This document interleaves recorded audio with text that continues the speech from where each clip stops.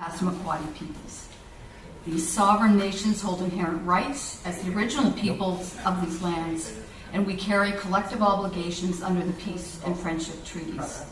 Section 35 of the Constitution Act of 1942 recognizes and affirms Aboriginal and treaty rights in Canada. I would also like to acknowledge that African Nova Scotians are a distinct people whose histories, legacies, and contributions have enriched that part of Mi'kma'ki known as Nova Scotia for over 400 years. And now, it is a pleasure for me to ask Elder Anne Labilois, who is our Elder in Residence, to please come to the stage and open our event this evening. Elder Anne.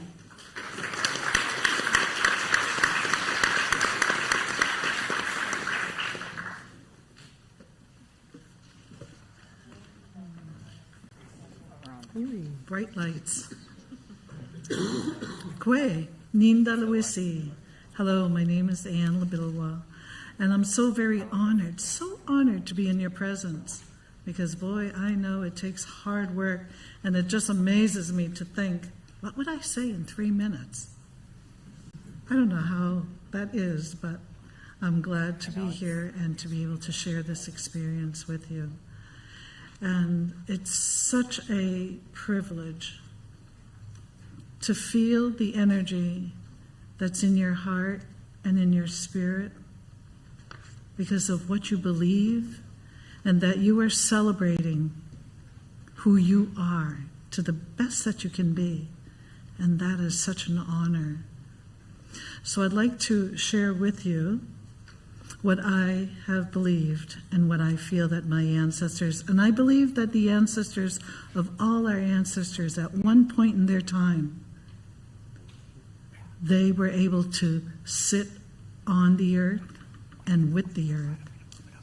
And this is how they knew the medicines, this is how they knew how the universe worked, how the stars and planets talked to them. Because we not only hear with our ears, we hear with our whole being. And everything in our being is out from nature, from Mother Earth. Because we are, as they say, we are what we eat. We are the water. We are the nutrients. We are the minerals. We are the air. We are the trees. We are the animals that fly and crawl, the fish in the sea. We are all that. Without that, we would not be able to be here. So that's how important we are. And when every breath that you take, because we don't breathe on our own, that's how special you are. So you have a significant privilege from Creator when He gave you your breath. So I'm going to ask you to take a moment, and I'm going to ask you to close your eyes. And if you're not comfortable closing your eyes, that's perfectly fine. You can just gaze down to the floor. But I'd like to ask you to meet your sacred breath. Your sacred breath that was given to you. Just like a newborn baby breathes, you take a breath in through your nostrils. Feel it as it goes in, and let that breath come out through your nostrils very gently. This breath in, and this breath out. This breath in, a new life, a new moment. And this breath out, release all that you don't need, and release your shoulders. Let your shoulders melt and feel what relief is. This breath in, and this breath out, and release your shoulders. And just sit and be with the one who gives you your breath. And just find your own rhythm of breathing for a moment.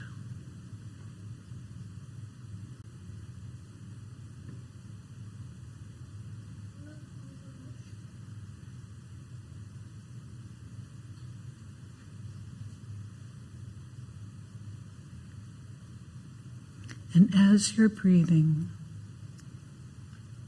know that you are celebrating who you are, and that you breathe with everything in creation. So with every breath you take, that breath goes right through your being, your incredible healing physical being that carries you through life. It doesn't stop. It continues on. And it's always healing itself so it can carry you. And that breath goes right through your spiritual roots into Mother Earth and touches all the roots of Mother Earth. Up into the universe it goes and touches the planets, the sun, the moon, the stars, and comes back through the air that we breathe. It touches the trees that cleans our air and the atmosphere, the water that we are made up of and that nourishes us, and to the animals that feed us, the ones that crawl and fly, the two-legged and the four-legged ones, and all the plants on the earth that provide medicine for us, and all the minerals of Mother Earth that carry the nutrients that the water has to touch in order to nourish everything for us, including ourselves. And this happens with every breath you take. This is how connected you are, how special you are.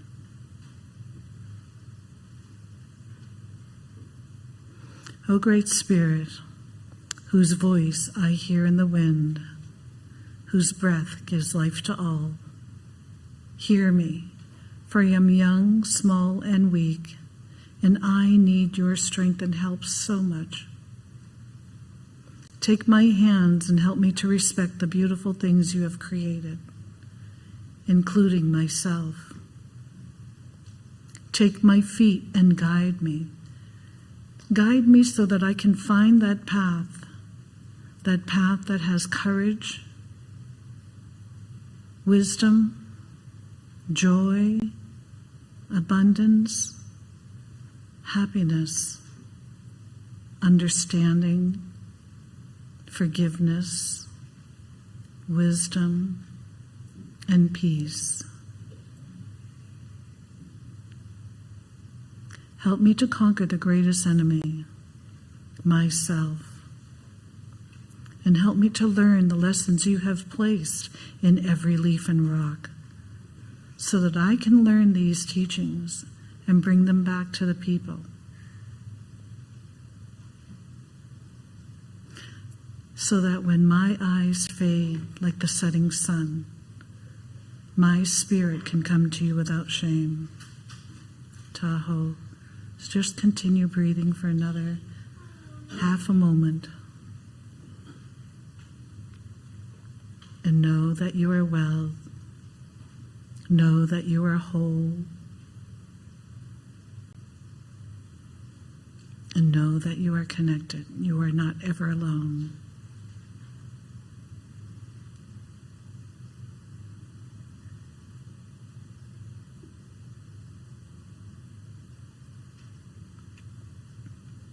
And now you can bring yourself back into the moment where you're sitting and feel the sensation of sitting in your chair, your feet touching the floor, how your hands, wherever they fall, that's how your physical being talks to you.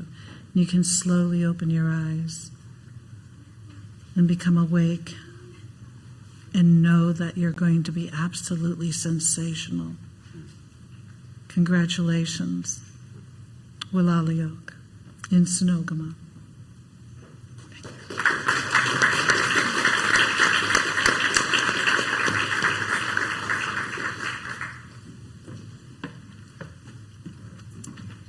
Thank you very much, Elder Ann. And I imagine our presenters appreciate this quiet time to breathe.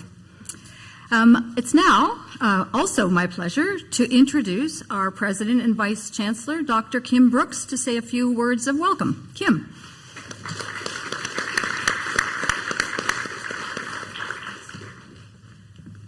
So let me just do 3 acknowledgments in under 3 minutes. First, just to say thanks to everyone who's made this event possible. We have some extraordinary judges here who will be troubled, I'm sure, in making decisions following the end of your 3-minute presentations. And we have a whole crew of people who have made this event spectacular from grad studies. And so thanks, everyone, for your efforts in making this event possible. Second, let me say thanks to the parents and the thesis supervisors who are here or online. Behind every great graduate student and every spectacular 3-minute summary of their graduate work is an extraordinary parent, guardian, friend, family member, or thesis supervisor. And so we're going to be quietly applauding you as we applaud each of the presenters. Third, let me just end by acknowledging the presenters. We have 3,800 graduate students here at Dalhousie, and you are the 12 that we're hearing from tonight. You are all brilliant and perfect already.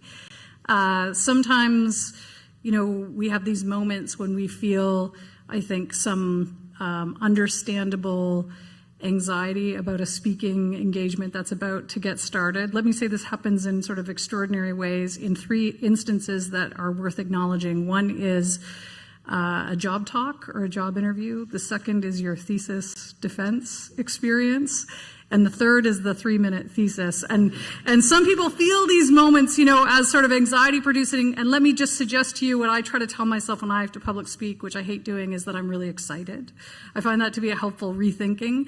But also, there are only a small number of times in your life where people are really going to care what you say and care about you and care about your ideas. And when you find yourself in one of those moments, which this is, let me suggest that you just enjoy it. So please have a great evening. I look forward to cheering everybody on from my seat. And in my view, everybody gets the prize. Thanks.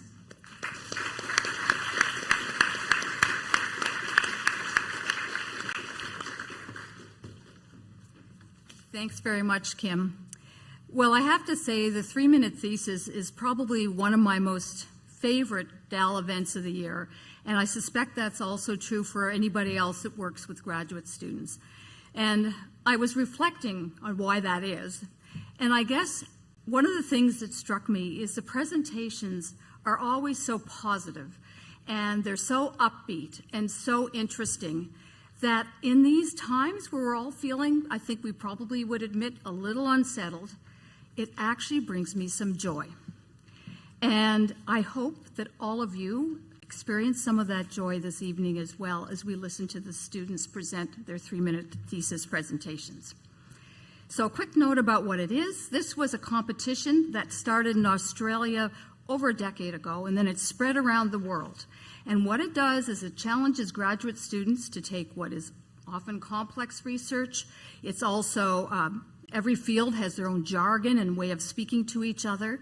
And then you take it, you boil it down to 3 minutes that should be engaging and understandable to anybody. Doesn't matter what the background is. This is really tough. And last week during the heats, I can't see you guys because of the light, but we were chatting about it and agreed that preparing a 3-minute thesis presentation is actually harder than a 45-minute research seminar. And so don't fool yourselves into thinking this is an easy peasy task just because it's short, because it sure isn't. So anyway, last week we had 6 heats, and tonight you're going to hear from the top 2 presenters in each of those 6 heats. I was at all of them, and I can tell you that you're actually not going to be in the least bit disappointed. These are fabulous speakers tonight. So enough from me, and now I would like to introduce our MC for this evening, Mr. Brett Ruskin. And you will all know Brett from CBC. I heard him loud and clear yesterday morning from Dirty Nellies, where he's reporting on the 7 a.m. beer drinkers for St. Patrick's Day. And I should also note that Brett has been doing this for 7 years for us, and he brings great excitement and energy to our event, and I can't thank him enough. So, Brett, over to you. Thank you. Thank you. You've been doing it. You've been here for 7 years, too. So, yeah, that's a good point. Okay, so hello, everyone. Thank you for coming tonight. I'm going to lay out kind of the, where we go? I'm going to lay out kind of the groundwork, the parameters for and the rules for where we how the participants are going to be using their 3 minutes. So first of all, I want to introduce our judges, though. They are up front this time. Last time they were off in the corner in the dark, so they are front and central. So first up, I'd like to introduce best known as the founding CEO of the Black Business Initiative. Please welcome Chancellor Rustam Southwell.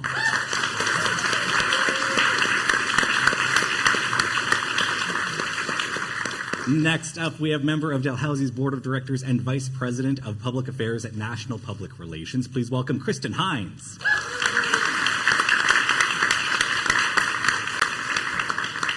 And finally, the Industrial Research Chair in Water Quality and Treatment and Director of the Center for Water Resource Studies. Please welcome Dr. Graham Gagnon.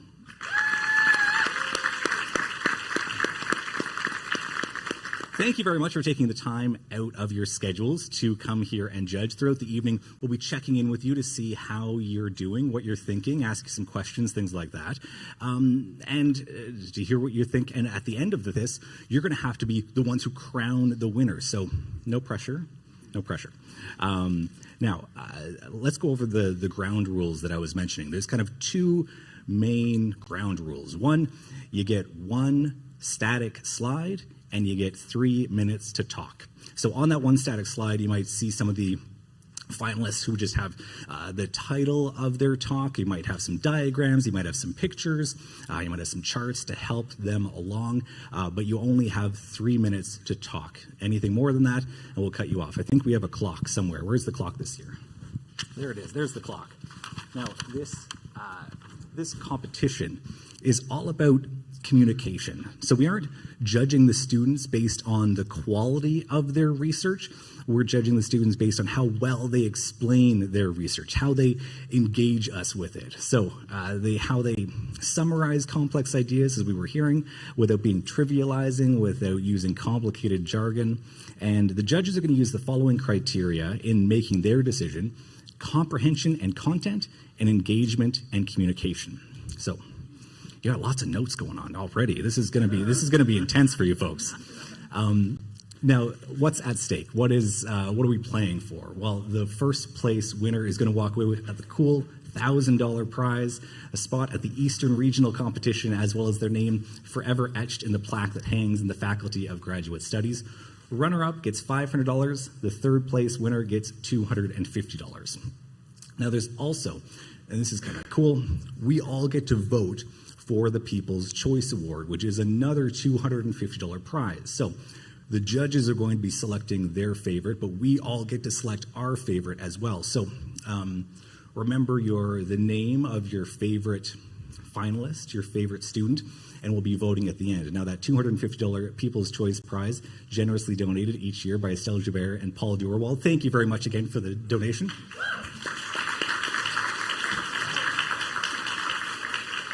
Breaking news. Is it really? It's always been $500. It's not $250. It's $500. We just doubled it. Very generous. The other finalists will also walk away with $100 each, so everyone walks away a winner. So once we hear from all of the finalists, the judges will go out and deliberate, spend some time figuring out who the winner is in their minds. We will spend some time figuring out who the winner is in our minds with tallying the votes for the People's Choice, and then we'll have a celebratory reception in the back afterwards. So last thing, refrain from any flash photography. The lights are already bright enough. Try not to move around too much in those 3 minutes to do anything distracting. Silence your cell phones now because every second of those 3 minutes does count. So who wants to hear from your first finalist?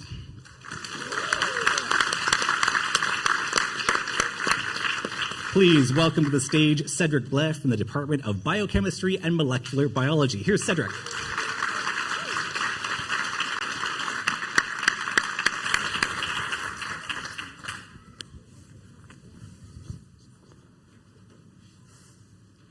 You are 8% virus. That's right, you. But don't worry, so am I. In every one of our cells is DNA, the instructions that make you. But hidden in that same DNA are hidden instructions that make viruses. These hidden virus instructions make up 8% of your DNA. Why would so much of your DNA be used to make something dangerous, like a virus? Well, think of your DNA as a wallet. Your genes, the parts of your DNA that make useful things, are like your cards. Your ID makes your eyes, your credit card, your heart.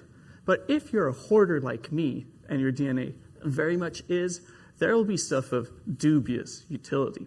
Some might be useful, like all those old receipts, but some is just dangerous, like that note with your ex's phone number. Should probably get rid of that. Virus DNA is like the vestigial gift cards that clutter your wallet. You don't know what it does, but there is a lot of it. This creates a problem. With so much stuff in our wallet, how can we find what we really need? To understand the genetic causes of disease, we need to know which parts of our DNA are useful for health. Otherwise, we find ourselves like me, scrambling for my credit card in front of an unimpressed cashier. My PhD research establishes how over the course of evolution things come into the DNA wallet and why, so that we can understand what is important. To do this, I study organisms distantly related to humans. So far removed from us, they're made up of a single cell. I use computational approaches, something known as bioinformatics, to compare the content of their DNA wallets, to see if we can find any general rules that govern how virus DNA ends up in there. And I have found a clue. This clue is a defense system known as DNA methylation, which silences virus DNA. Think of it as taking your ID and moving it to the front of your wallet so you don't have to sift through all the receipts to find it. This helps with the mess in the short term, sure, but actually enables it in the long term because you don't need to get rid of all the junk if you just hide it away.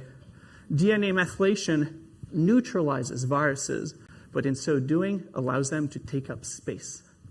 By understanding how cells separate useful from useless DNA, my PhD research brings us a little bit closer to understanding which parts of our DNA matter for our health, so that when we find ourselves at the cache, looking for our card, trying to understand which parts of our DNA matter when trying to understand the causes of disease, we don't waste our time sorting through old receipts. Thank you very much.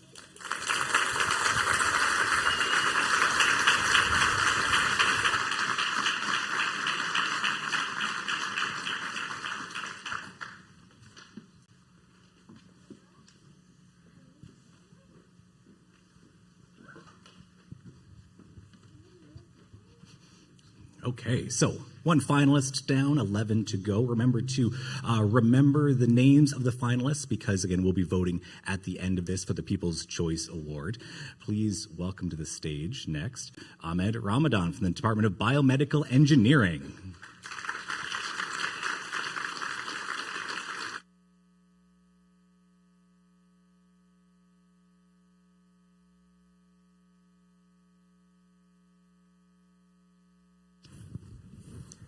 We've all been there, a fan in the roaring crowd, cheering on our favorite sports teams. Ooh, and if there's a wave, you're doing that wave. You know what I'm talking about. You see it starting in the section across from you. It rolls around the stadium, and once it finally gets to your section, everyone leaps up together.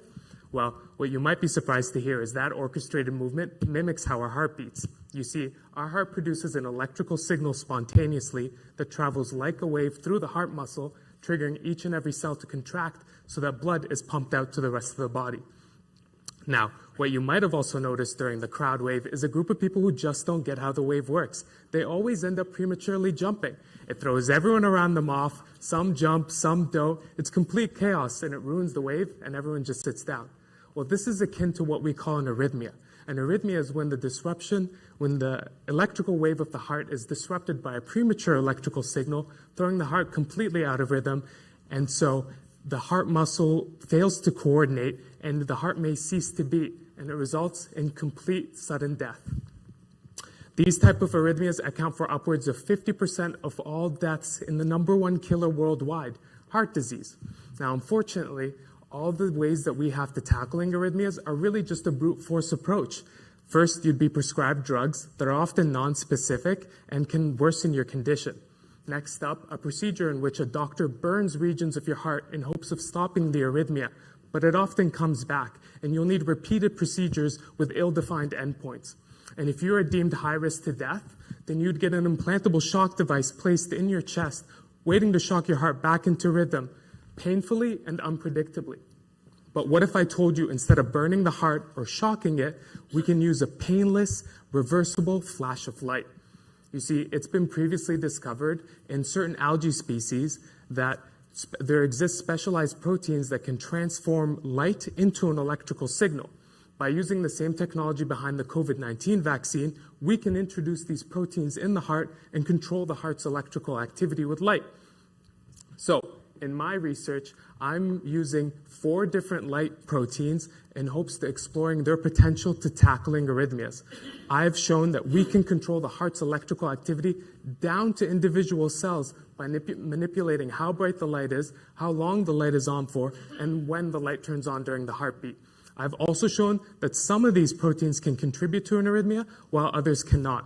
And based on my findings, I've identified the ideal protein to tackling arrhythmias and have shown that we can successfully suppress premature electrical signals. And so it's really just like flashing a light at a premature jumper in the crowd. So what if we took inspiration from modern stadiums that use light to guide the wave, the crowd through the wave, and use light to guide the electrical waves of the heart? Thanks so much for listening.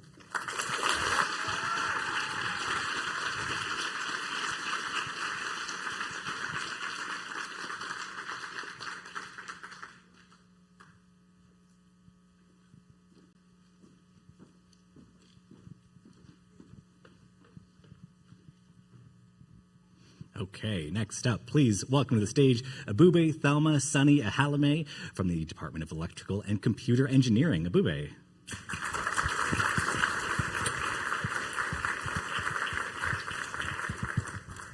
So, who's ready for a 2-question survey? Okay. 1, show of hands if in the future you would like for yourselves and the next generation to have the best quality life. You know, big house, fancy car. I would. 2, show of hands if you have come to terms that you might never get this good quality life because there just might not be a future. Ooh, exactly. Not that many hands. And no, I am not a time traveler from the future, but I'm here to tell you, or I'm here to ask you, is there a future? Every year, 34 billion tons of harmful greenhouse gases are emitted into the atmosphere, only from fossil fuels alone. These gases are killing us and depriving us of the future we want. What are we going to do? Well, we need new renewable energy sources, and luckily for us, my research is an addition to renewable energy. And the most exciting thing about this research is its energy source, which is in fact the human body. Yes, it is very possible that our bodies in motion can produce energy that can be converted into electricity. And you may be wondering, how so? Well, in my research, I use a special device called a nano generator. Wait, you just heard the word nano and you must be thinking, that must be very tiny. But not quite. A nano generator is made from nanomaterials, and a nanomaterial is any material at all that has the capacity to produce electricity at any point on its surface. So you take a nanomaterial and you scale it all the way down, and whatever you have left can produce electricity. So you may be wondering, how do our generators work? Well, our body's in motion, whether we are taking a walk or we're doing the bare minimum like laying in bed, taking a nap. Bodies are in motion, and that motion can be converted into energy by applying a force on the nanomaterial that not only kickstarts a generator, but allows continuous flow of current. This research started in 2012, and as of today, we have been able to produce up to 20 kilovolts of electricity. That could power this whole building for days. So rest assured, the future is more certain now, and we may have created a glitch in the matrix of constant electricity supply just by existing alone. Remember, go green or go home. Thank you.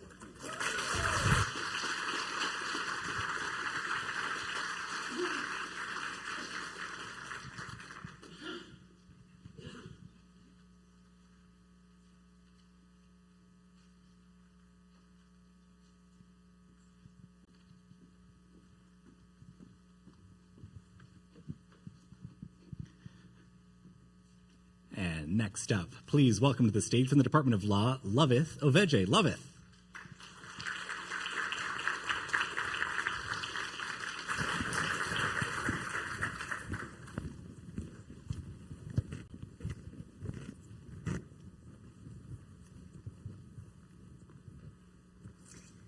Imagine this fishing village in the Niger Delta is your hometown.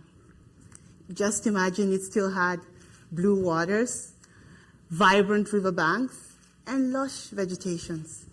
For generations, families in the Niger Delta have relied on the rich rivers for their livelihood. Today, when they pull up their nets, they find nothing but all stained water, the result of decades of fossil fuel extraction. This village, like many globally, faces a cruel paradox. Fossil fuel has polluted their environment and depleted their livelihood, but the world is telling them to switch to a cleaner alternative, renewable energy like solar and wind. But the question is how? Transitioning to renewable energy takes money, a lot of it. Most of these communities have none of that. While wealthy nations have pledged billions in climate finance, communities like this one find it difficult to access these funds. Then, how then can they fund the renewable energy transition? How can we then decide how they can fund this transition? The questions are what my research seeks to tackle. I try to answer the questions. How can we create a system that ensures that communities like this are not left behind in the energy transition? How can we ensure that we create a financial structure that empowers these communities to finance the energy transition without relying on the very industries that depleted their environment? I do this by analyzing current international agreements from the viewpoint of a developing country. I then propose the removal of donor-controlled conditions to simplify access to these financial resources. But this isn't just about the Niger Delta. Indigenous communities in the Arctic face the loss of their land daily as a result of melting ice. Small island nations fight to keep their homes above water as sea level rise. These communities have contributed the least to climate change, yet they bear the highest price for it. Financing renewable energy isn't just about cutting emissions. It is about ensuring that when families cast their nets into the waters, whether in the Arctic, in the Pacific, or the Niger Delta, they find fish and not oil. Because in the race against climate change, there is no winner unless we all cross the finish line together. Thank you.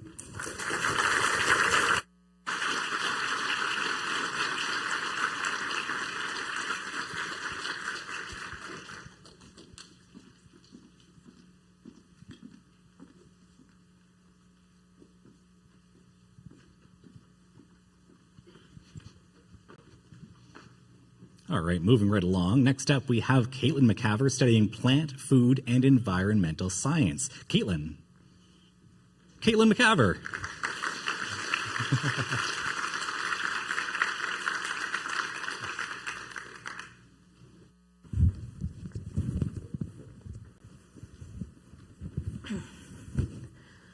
What's the story behind forest resiliency? It's not just about the trees. It starts from the ground up, with the soil. The soil is the hidden foundation that supports our forest ecosystems. It helps determine which trees can grow, the diversity of the forest, as well as how it responds to climate change. But often, what's happening beneath the surface is overlooked, and that's the hole, or the pit, that I aim to address. Now, Nova Scotia's forests have faced severe impacts from climate change over the last several years, from wildfires to hurricanes. And the story that soil can tell us can help us make more informed decisions to improve forest health and resiliency for generations to come. Because the soil is where the action happens, from the microbes beneath our feet to those nutrients those trees need. It's the playing field, or the setting. But right now, we do not have enough information to make those informed decisions about our forest soils. To make things more complicated, Nova Scotia soils are highly variable. These 3 soil pits represent 3 vastly different soil types, which support 3 incredibly different forest communities, which need different management practices within a mere 10-kilometer radius. So, to address this, we are taking 1,700 samples across 850 sites, which represent a wide range of forest and soil conditions. We will use this information to develop a soil health and extension framework for Nova Scotia. Now, soil health might be a funny term to some, but it's much like human health, in which you can't measure it with one test, like blood pressure, and say, yes, you're healthy.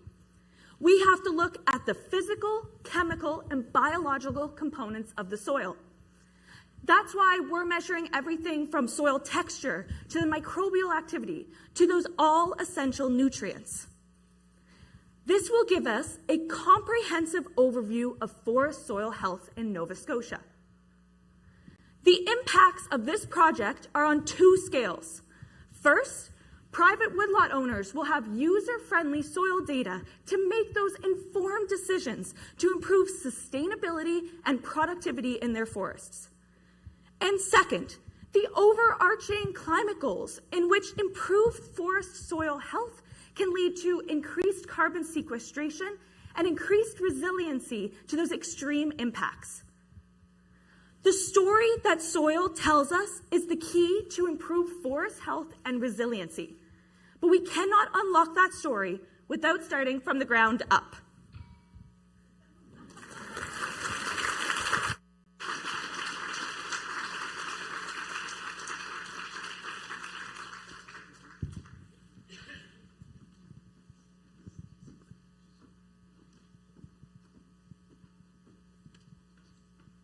Was that the bell? That was the 3-minute bell, wasn't it? It's quiet, but it's pretty severe, isn't it? Yeah. So we have one more participant, one finalist before we hear from the judges. Please welcome to the stage Alexa Wilson from the Department of Microbiology and Immunology. Alexa.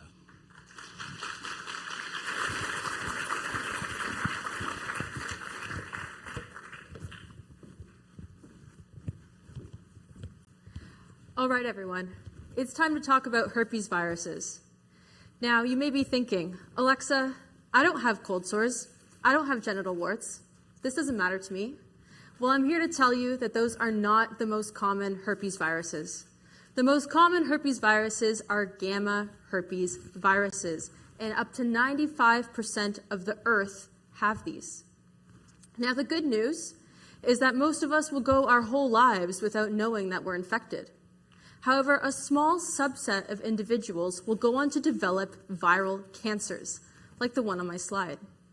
Now, you may already know some of these viruses. Has anyone here heard of mono or kissing disease?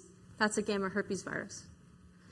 Now, we don't have any vaccines. We don't have any antivirals, and there is no cure. If you have a herpes virus, you have it for the rest of your life.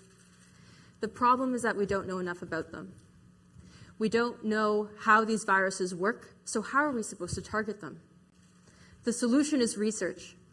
I dedicated my PhD to discovering the biology behind these viruses, and today I'm presenting my newest paper that you get to see before it hits the press. I discovered how these viruses leave our cells, and this is critical if we're going to ever combat infection. Now, what I'm showing you on my slide is the old model.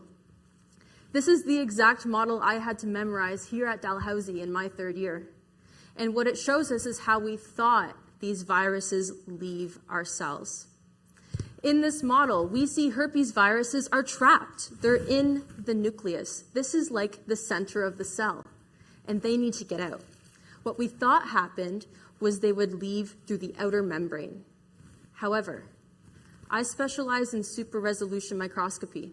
I look at cells at 120,000 times resolution, and I can literally see what they're thinking. And this didn't happen. Instead, what I saw is something different. The virus builds structures. The virus remodels that interior. You can see my imaging there. Early on, we see a compartment form. It looks like a tube with a sphere at the end. Later during infection, you can see the virus enter these structures. See my image here. Those little circles are herpes viruses. Now why? Well, these compartments act as secret highways. The viruses enter them, and they provide a shortcut to allow them to get out of the cell much more efficiently than butting at that membrane one by one. So come with me. If we look at the old model and try to develop therapeutics, nothing's going to work. And that's because we didn't know how these things actually leave. I'm finishing my PhD by rewriting the very model I used to study. Thank you for listening, and I hope you found my talk infectious.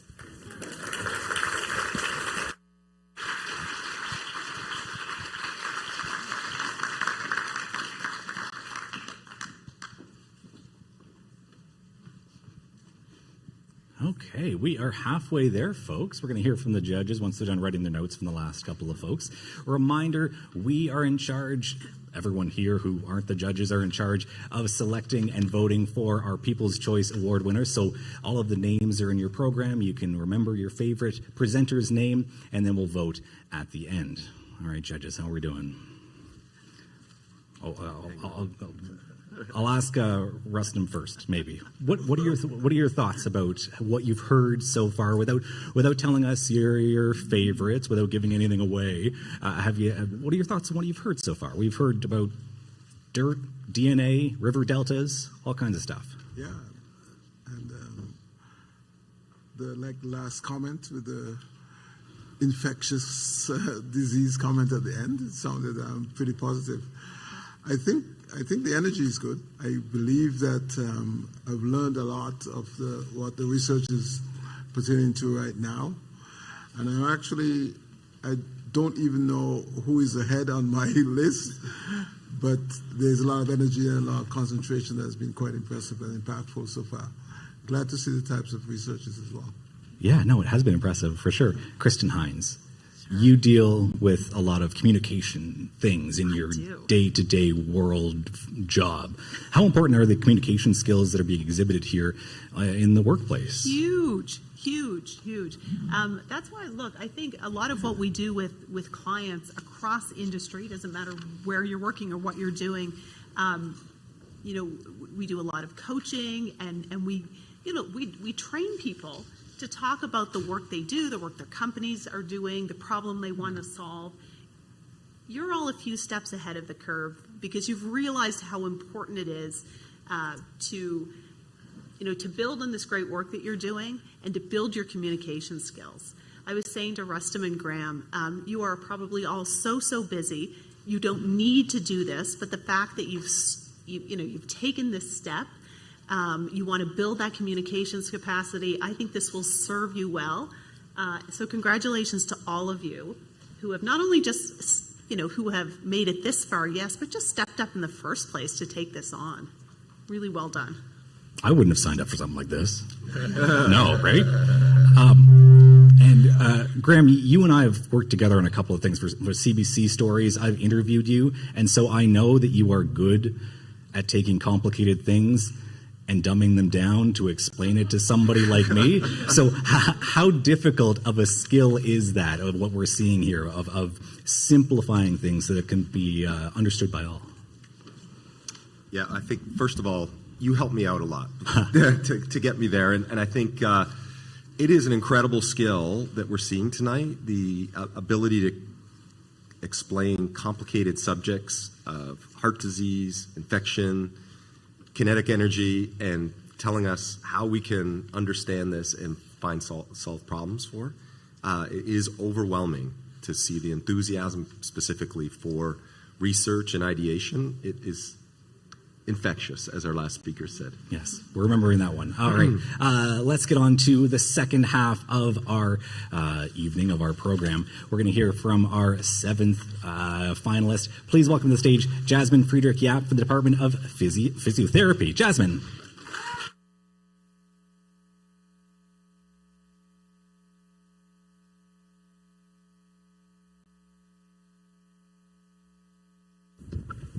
Snap, crackle, pop.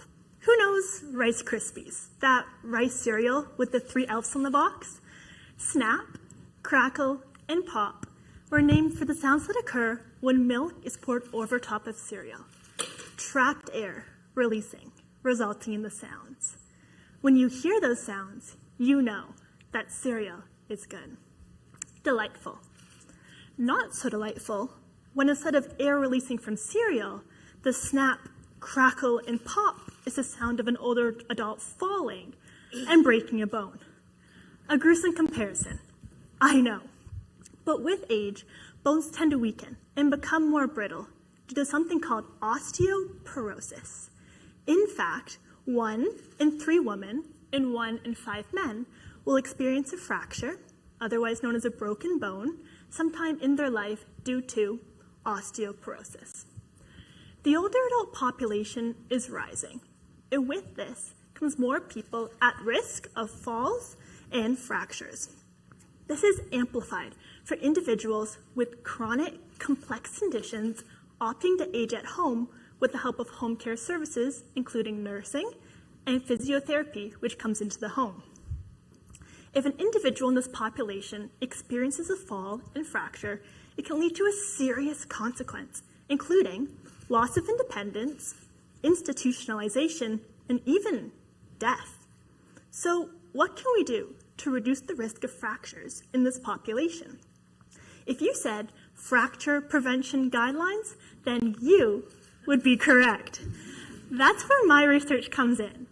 I'm adapting current fracture prevention guidelines to the home care context in Canada, as there's currently no guidelines, and there should be. Home care recipients who live at home have multiple unique risk factors, including elevated levels of cognitive impairment, Parkinson's disease, and tobacco and alcohol use. Using the ADAPT framework, I'll be working with home care recipients and providers to review the current guidelines and see which ones are applicable to home care. We'll be looking at categories, including nutrition, exercise, and medication. This will be done through focus groups and surveys. The end goal is to mitigate falls and fracture in the home care population to ensure that individuals can live at home for as long and as safely as possible.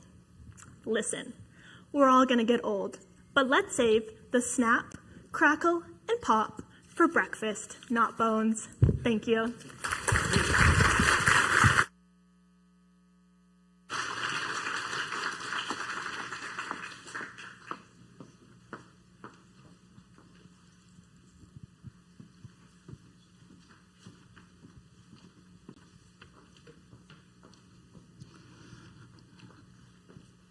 All right, moving along once again, our next finalist is Emily McLean from the School of Resource and Environmental Studies. Emily.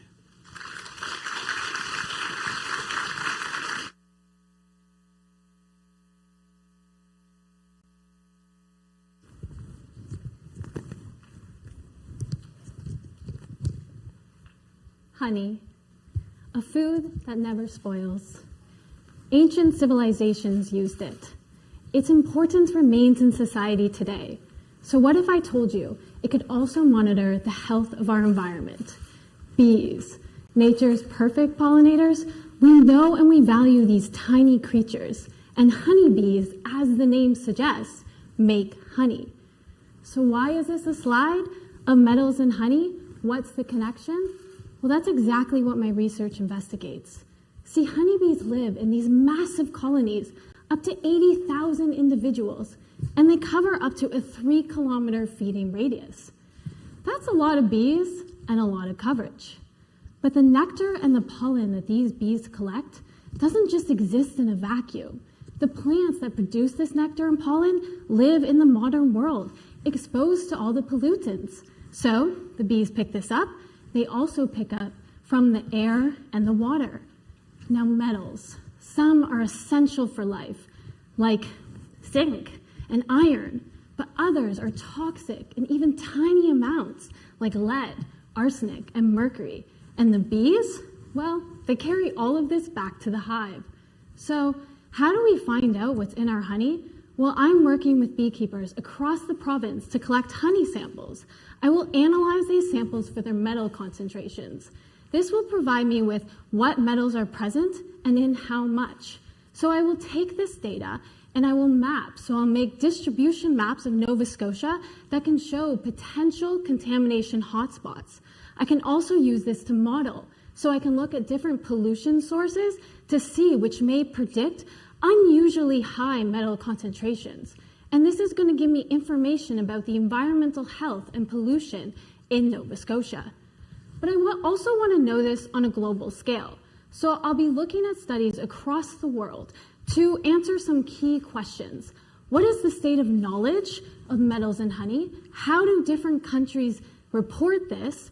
What sort of guidelines or thresholds do they look to? But most importantly, why does the World Health Organization only have a threshold for lead in honey, but no other toxic metal? See, without global standards, it makes comparing studies challenging. And it's difficult to know if a metal concentration is too high that it poses a risk to the environment or human health. So my study provides new information for Nova Scotia and seeks clarity in global standards where they're lacking. But this research is not just about honey. It's about bees as environmental monitors that can tell us information about the environmental health, and it can tell us information about policy change. So honey has been around for centuries. Maybe it's about time we start listening to what the bees are telling us. Thank you.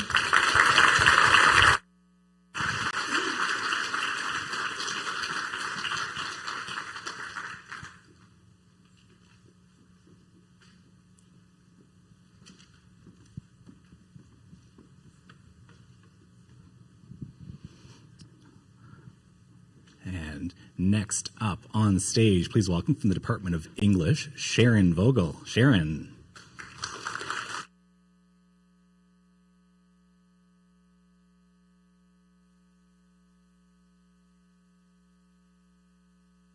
Found a witch. May we burn her? When you hear the term witch trials, you might think of this comic scene from Monty Python. And when people hear that I study early modern witches, I get so many questions about The Crucible, Sabrina the Teenage Witch, Wicked, Narnia, Harry Potter, the political term witch hunt, and so many horror films. These questions tell me that 400 years later, people are still interested and deeply invested in the stories we tell about witchcraft. Witch trials are fundamentally stories of power and blame. Who has the power to harm us? Who do we blame for the terrible things that happen to us? In 1590, King James VI of Scotland, over there, blamed the North Berwick witches for raising a storm to sink a ship.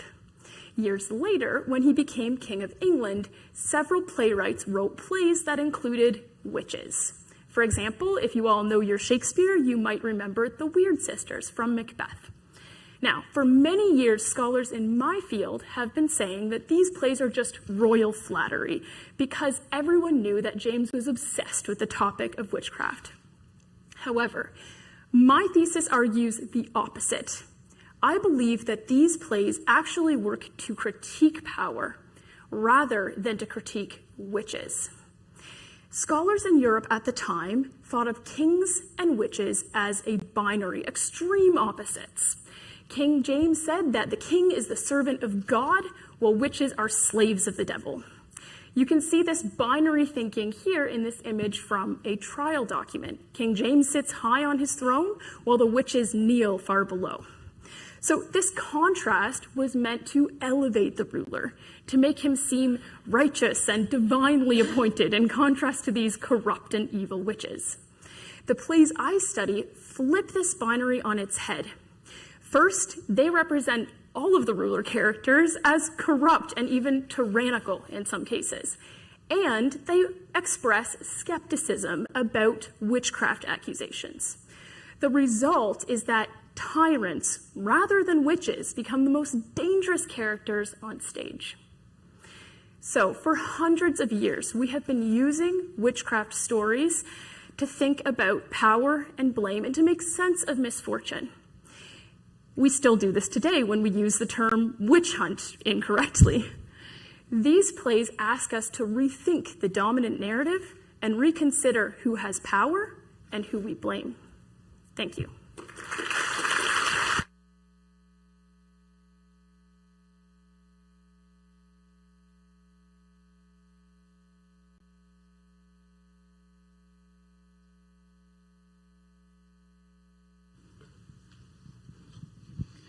We are down to our last three finalists that we are going to hear from. Please welcome next from the Department of Health and Human Performance, Madeline Kwan.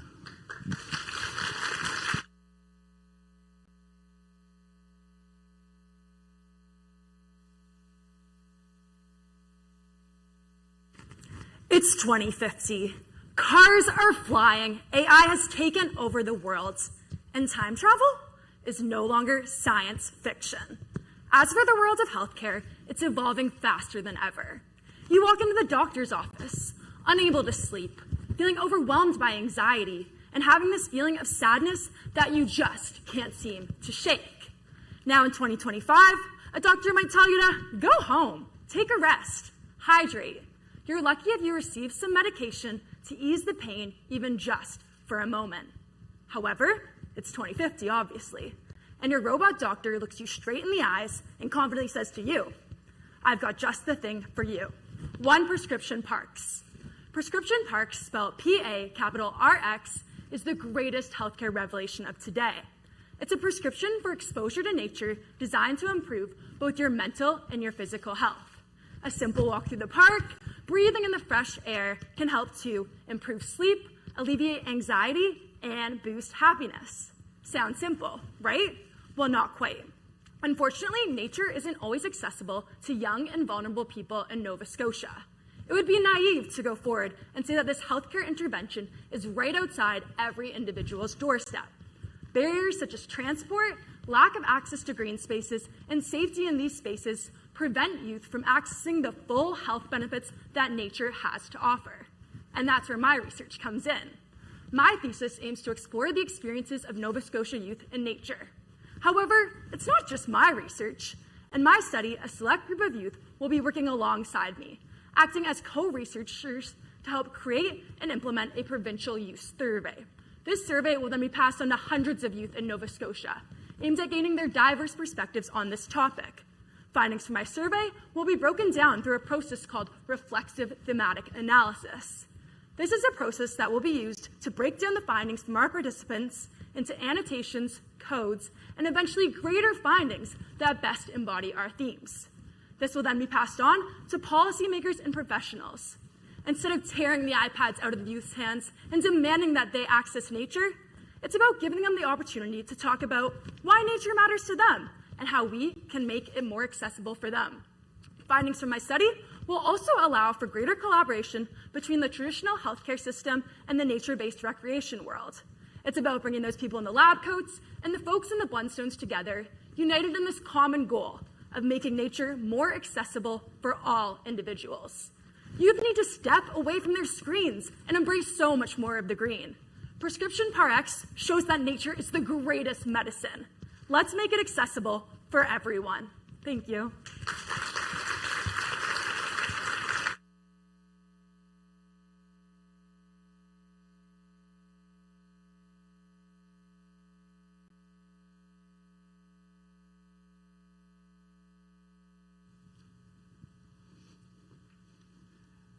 Next up, we have Kapiran Venkatesan from the Department of Plant, Food, and Environmental Science. Kapiran.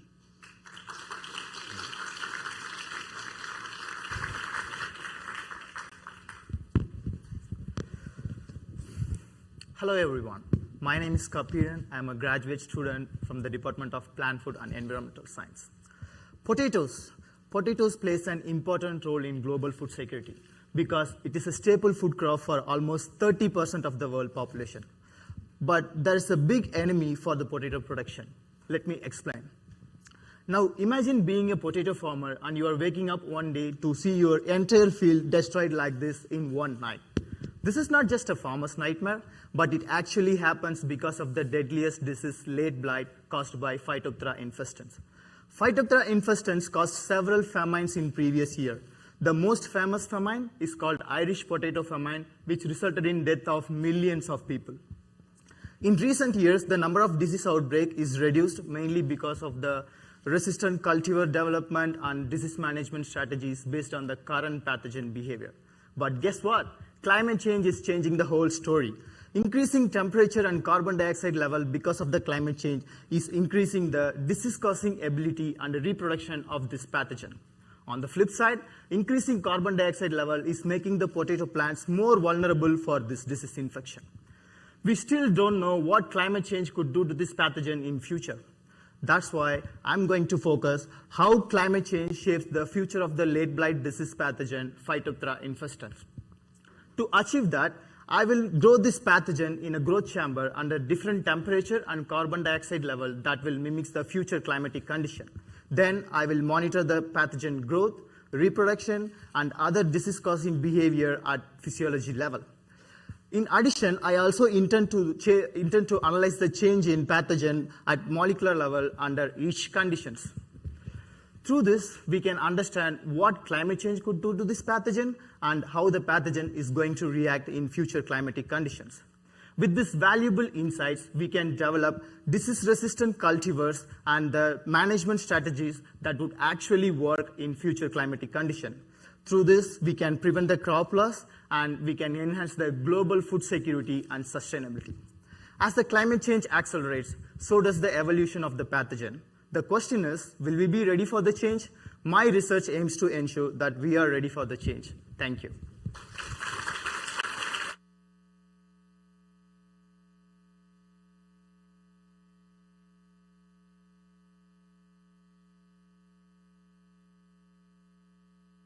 And now for our final finalist, please welcome Joshua Ojile from the Department of Medical Neuroscience. Here's Joshua.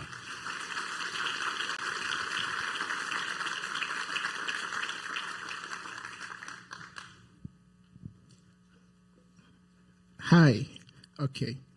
1 every 3 seconds and 1 out of 4 persons in their lifetime. That's how prevalent stroke is globally. Think about this for a second. It's ridiculous, right? It was not until the death of my father from stroke that I understood the magnitude of this menace. He was a vibrant man who never lived a sedentary lifestyle. Yet, I watched his illness deteriorate from a mere weakness of arm and slurring of speech to complete paralysis on the right side of the body, difficulty speaking and swallowing, sepsis, and then the unfortunate death. Several research studies link the occurrence of stroke to blood-brain barrier leakages. For a second, I would like you to imagine your brain as a bank with a strict security system, allowing only authorized personnel and verified customers into the bank and preventing unwanted intruders and criminals. Your brain works exactly this way. It has a highly selective structure known as the blood-brain barrier that permits only useful substances like nutrient and oxygen into the brain and keeps out harmful ones like bacteria. Now, again, imagine that your bank security system fails and criminals invade the bank. Total chaos, right? That's exactly what happens in the brain during a stroke. The blood-brain barrier becomes compromised and unwanted substances leak into the highly restricted brain environment, causing degeneration. And guess what? Despite years of research, there is still no standardized method of quantifying or tracking these leakages. This is where my research comes in. I use a novel technique known as the post-pre method to evaluate the integrity of the blood-brain barrier. First, I acquire 2 sets of brain MRI images, one with the injection of a dye known as a contrast agent and the other after injection. Then, using a special computer algorithm, I compare these 2 images, focusing solely on the brain tissues and excluding the blood vessels. In an intact blood-brain barrier, these images are expected to be identical. So, a significant difference between these 2 images within a predetermined threshold indicates blood-brain barrier leakage. Why is this study even important? By comparing the pre- and post-contrast MRI images, we can pinpoint the exact location and extent of blood-brain barrier leakages. We could detect stroke before the onset of symptoms and monitor patient responsiveness to treatment. We could even predict that an apparently healthy individual is at risk of developing a stroke. The possibilities are exciting. I may not have been able to save my father from stroke, but this research could improve the quality of lives of millions of people all over the world. Thank you.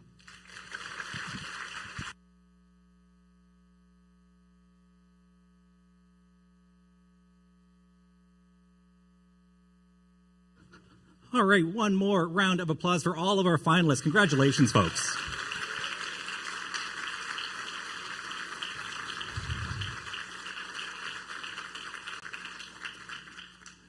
How are we doing, judges? Good? Chancellor Rustum Southwell, what have your thoughts been on the second half of our finalists tonight? Any thoughts?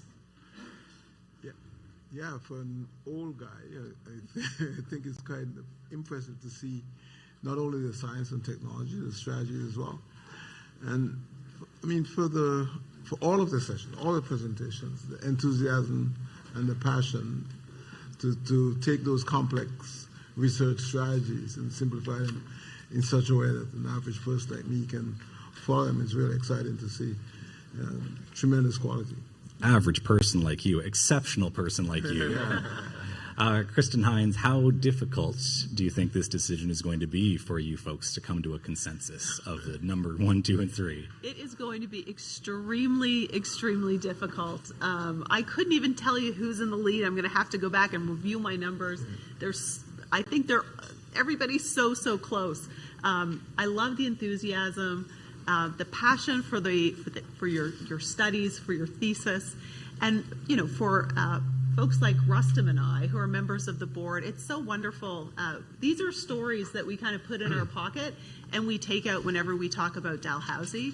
This is one of the events that I always reference because it shows just the enormous potential of these students and this generation, but it also reflects, I think, the incredible work that's going on at Dal. Period. Yeah, no, and diverse, different. I mean, it's 12 vastly different subjects too. Really neat. Graham Gagnon, how is this? Take me into the mind of a judge for this. Is this fun or is this stressful? It's very stressful. Yeah. Rustum and I already started, and we're relying heavily on Kristen because she's an experienced judge. But no, I would just only echo what my colleagues have said. It is brilliant. The enthusiasm that our students have expressed, their passion for their subjects, the diversity of subjects, and drawing me as a listener into their journey over 3 minutes, remarkable. Far better than probably some interviewers that you have on a daily basis. So it's just amazing. How good I am at talking. Yeah. But yeah, it is amazing. It was amazing. Absolutely. Yeah. Okay. I think that you folks are done here. I think you have to go and be kicked out in the back room to deliberate. Let's give one more round of applause for our judges.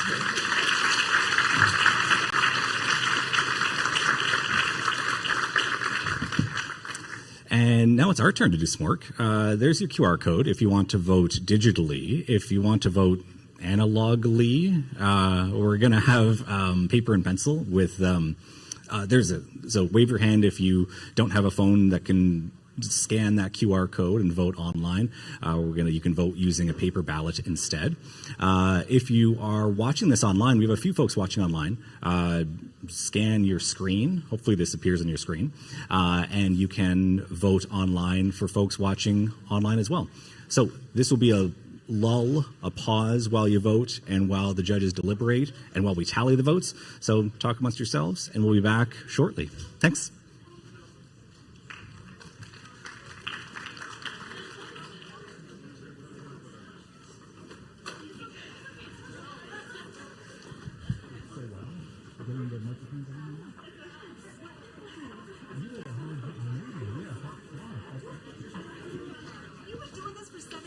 Yeah, apparently. Well, I've been at Dow. I've been in FGS for, I think, 7 years. We've been at about 7 years.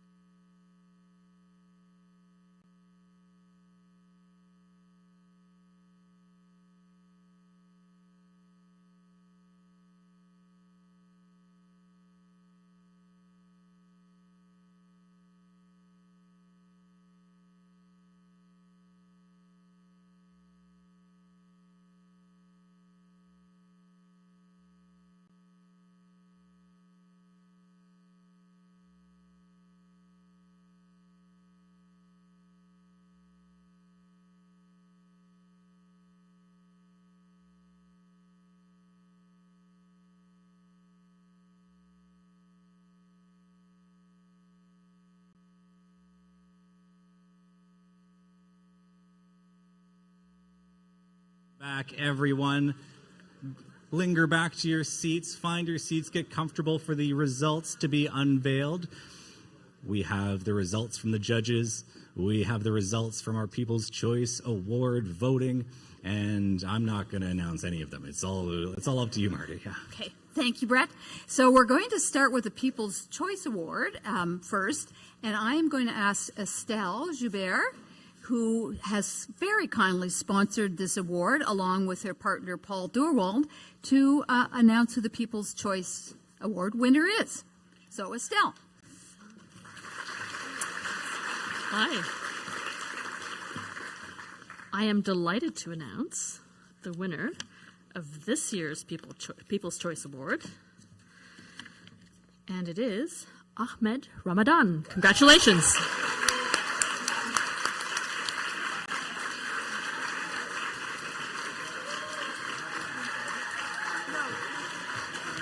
Thank you so much. Thank you.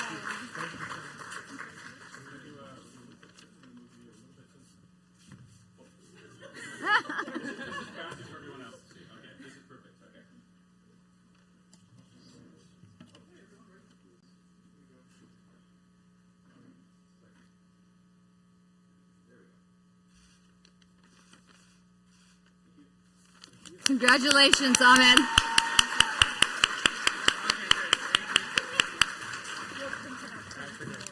Okay, here we go. Now I'm going to start with our third place winner, and that is Sharon Vogel.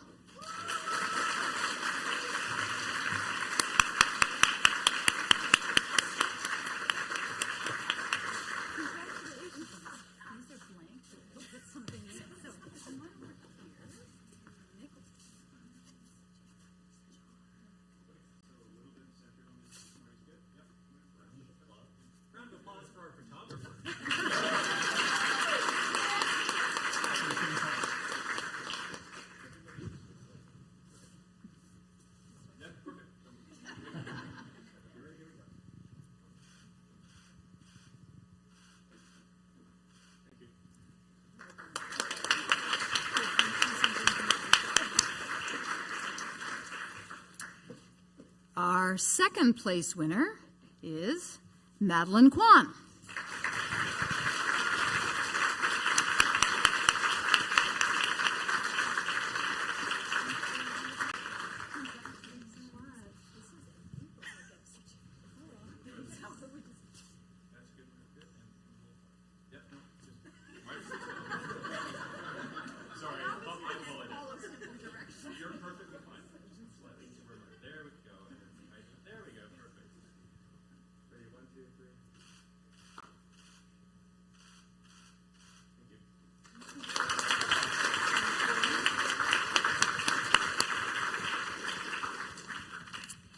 And the winner of the 2025 Dalhousie 3-minute thesis competition is Ahmed Ramadan.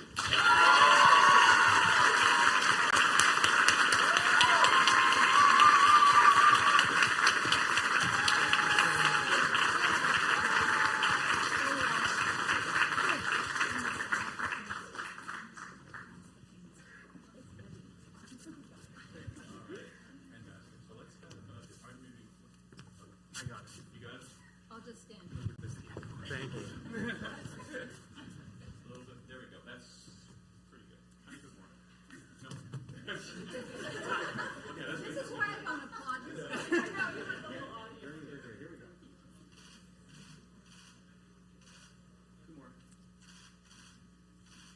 Thank you.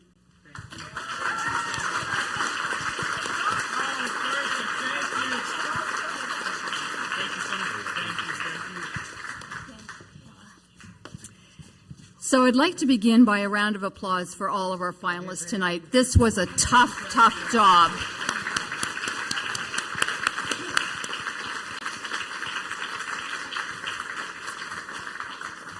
And before we have some refreshments, I'd like to just do a few acknowledgements and thank yous.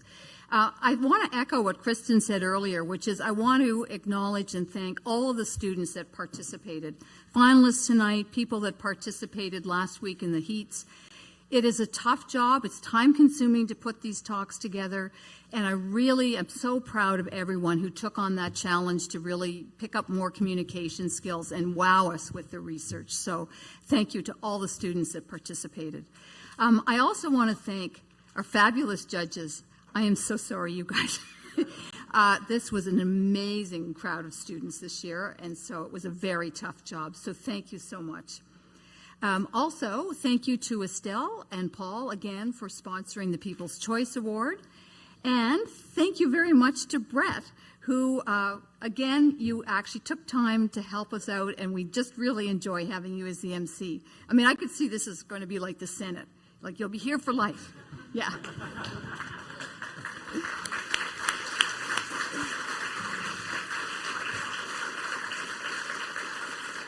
And I also would like to thank a number of partners that actually work with the students in various workshops over the months leading up to tonight to help them hone their communication skills. First, National Public Relations and Kristen's company, who do a fabulous workshop on communication, and I think of it as the sort of opening of the 3-minute thesis season. So thank you so much to NPR. And many of the offices at Dal participated and helped our students. The library, writing center, copyright office, office of commercialization and industry engagement, studying for success. And very nicely, 2 of our finalists from last year, Dina Rogers and Aniko Zoldas, also helped coach the students. So there was a lot of opportunity. You know, some ended up here tonight, others just worked on their communication, and we thank everyone that helped us to prep the students. So thank you very much to all of you.